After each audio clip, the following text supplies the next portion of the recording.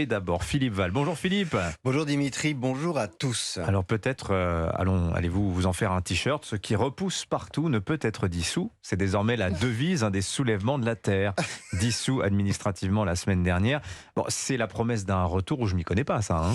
Oui, et d'ailleurs la polémique autour de la dissolution des soulèvements de la Terre met face à face deux camps qui ne cessent de s'affronter depuis l'Antiquité. Les uns sont les naturalistes, qui pensent que la nature a des lois auxquelles les hommes doivent obéir. Les autres sont les culturalistes, qui pensent que la nature est le fruit du hasard et que c'est à la raison humaine d'inventer les lois.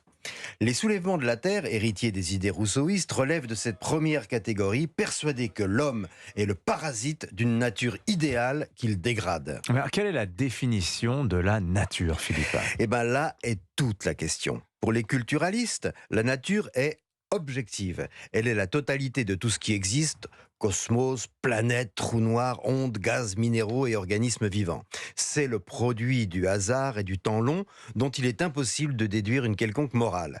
Pour les naturalistes, la nature est subjective. Elle est un ordre idéal, fantasmé et idyllique, doté de règles, dont l'harmonie répond au goût de chacun. Certains y voient la mer et les cocotiers, d'autres la montagne pure et sévère, d'autres encore les doux bocages où paissent les moutons sous l'œil attendri d'un faune qui joue de la flûte.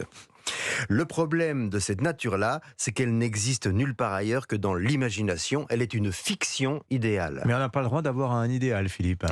Bien sûr que si, mais le problème de l'idéal, c'est qu'il est un absolu, il ne se discute pas, l'idéalisme est totalitaire et il ne doute pas une seconde que la fin justifie les moyens.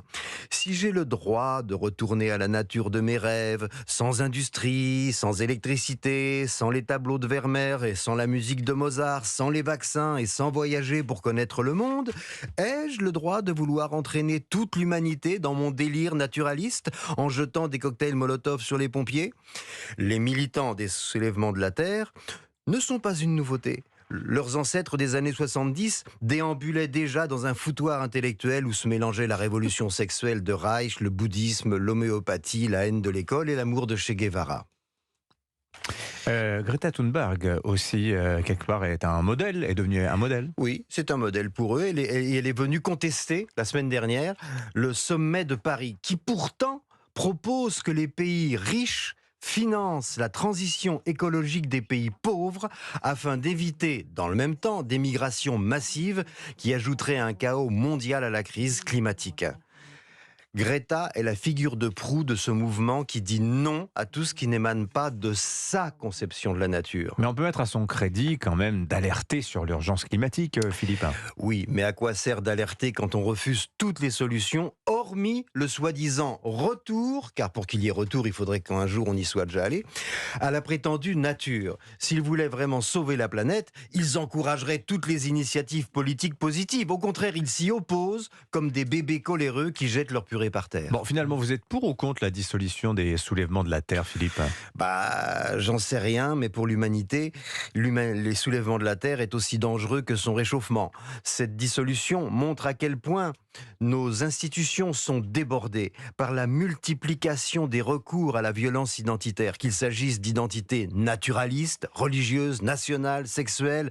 Chacun veut voir triompher son petit moi passionné, quitte à dézinguer toute la planète. On a l'impression de vivre dans un rap, avec l'éternel refrain des raps, tous pourris sauf maman. Car maman, créatrice de mon identité, incarne la nature qui ne se trompe jamais. La preuve, je suis génial et j'ai raison de jeter ma purée par terre. Mais c'est tout à fait vous ça, Philippe, Tout à fait. évidemment. Merci beaucoup, Philippe Val. Tous les lundis.